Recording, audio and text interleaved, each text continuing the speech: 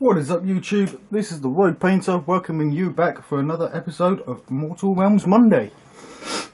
So, this week we are looking at issue 12 of Mortal Realms. So with this issue, just the one model, and that is a Knight Questor. A leader type character, I believe. And he's pretty impressive.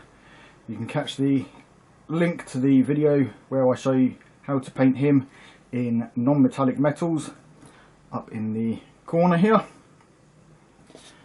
And we'll now have a look at the magazine itself. So, as usual, we've got some of the background stuff, some of the fluff, the how to build, the how to paint, and the Clash of Heroes. The playthrough, sorry. So, here we go. Stormcast Eternals, Knight Questor. The Knights Questor are warriors who have been assigned a quest by Sigmar himself. They must strike out alone to complete their task, and seek out the destiny which has been chosen for them.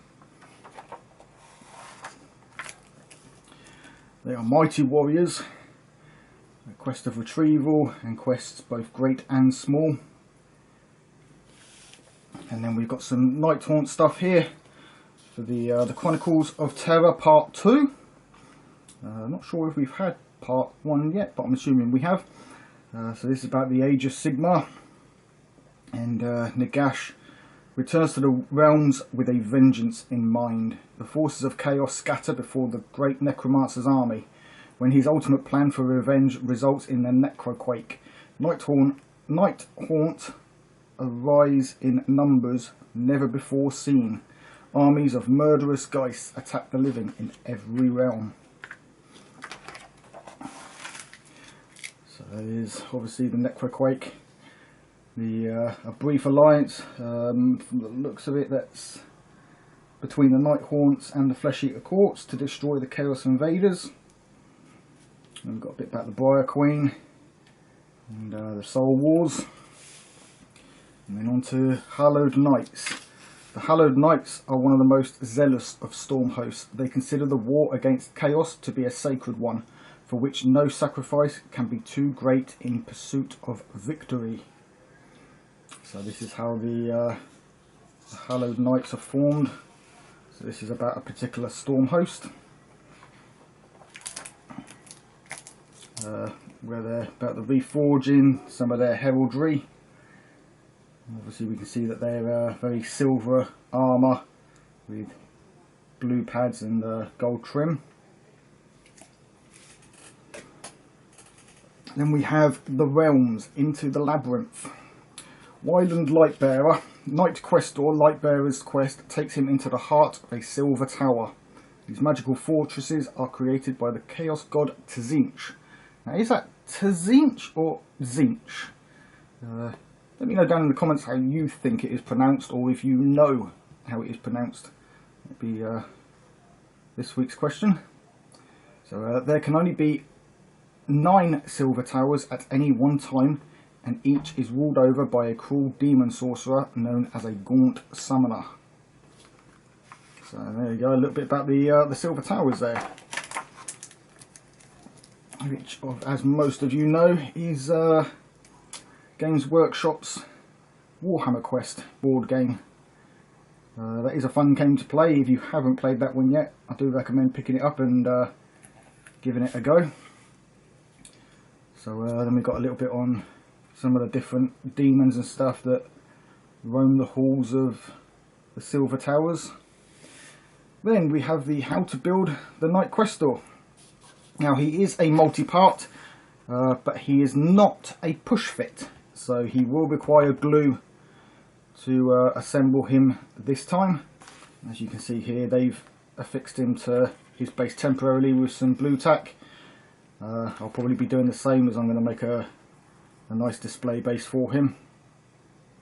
Something befitting of a hero. Then we have, obviously, how to assemble him.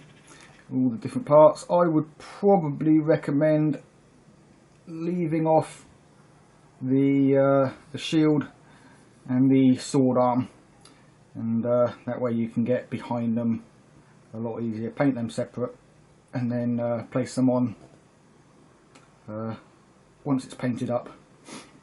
And remember, if you're going to use plastic glue, make sure to keep this bit paint free, as well as the inside of the arm, and the same for the arm and the shield, so that the plastic glue can bond well with itself. The plastic's plastic.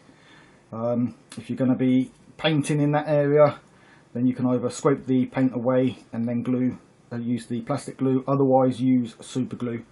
But just bear in mind that essentially you'll have a layer of super glue, a layer of paint either side, and then the plastic. Now if your paint isn't adhering to the plastic too well, or the super glue affects it in some way, eventually the arm can pull off, because the paint will stick to the glue more than it will the plastic.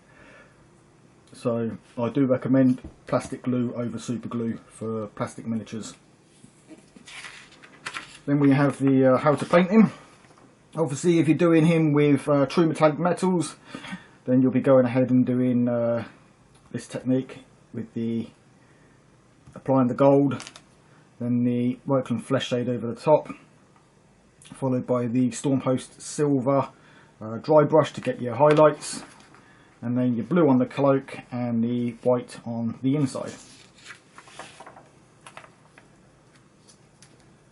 Then we have this week's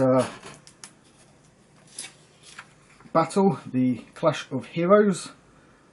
So as we can see, we've got Myrmorn Banshee and the Banshee against the Knight's Quest store and the Xandria Azurbolt. So we're learning to use heroes against heroes this week. As far as I can tell, you don't have any new rules, unless there is something between units. From the looks of that, actually there is.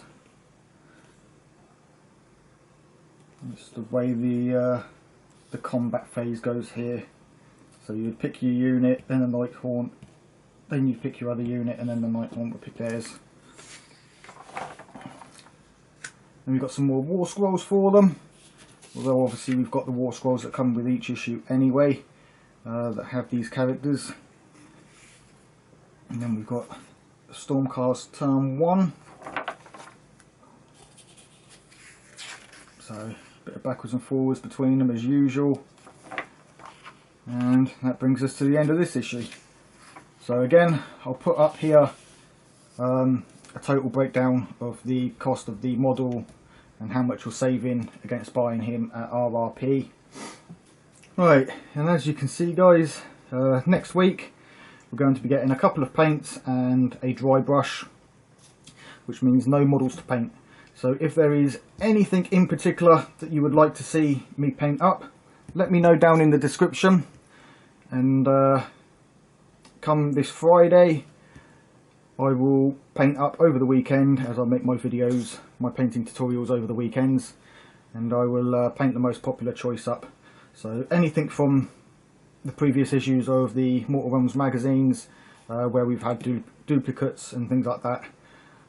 So that'll be any of the Nighthaunts, the Chain Rasps, sorry.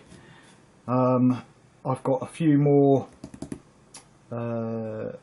Castigators and Sequitors to paint up, so if you would like to see a different colour scheme for them, let me know, and I can try and sort something out. If not, then we'll see what happens. If you enjoyed the video, please give it a thumbs up and hit that subscribe button for keeping up to date with future videos. I do try to get an episode of Mortal Realms Monday issue review and a painting tutorial every Monday, as long as the subscriptions come in on time. I did have a problem with getting this month's issues. They came in a little bit late, and I know that for the next few issues we're only getting 2 issues a month, so throughout, that would be what we know by the time you're seeing this, the beginning of June, So July I'll be doing an issue every other week, as well as August, and then hopefully we should be back to normal after that. So thanks a lot guys, get painting those minis, and I shall catch you next time.